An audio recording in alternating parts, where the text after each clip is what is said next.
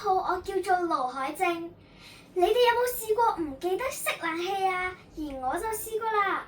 我仲記得有一次，我瞓醒梳洗完食緊早餐嘅時候，阿媽話：哎呀，你做乜又唔記得熄冷氣啊？好唔環保㗎！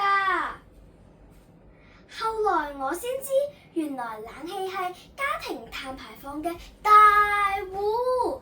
一匹冷氣每開多1個鐘，就會排出約300克嘅二氧化碳，相當於一棵樹1日吸收嘅碳量啊！如果成日唔熄，單日碳排放就多咗成3公斤。而且專家話，冷氣開26度先係環保溫度，比起開24度，每個鐘慳咗15% 電㗎。所以今日同大家分享個減碳小貼士，用完冷氣記得要熄機，而冷氣就最好開26度。咁你哋準備好一齊去拯救地球未啊？我今日就講到呢度，多謝大家。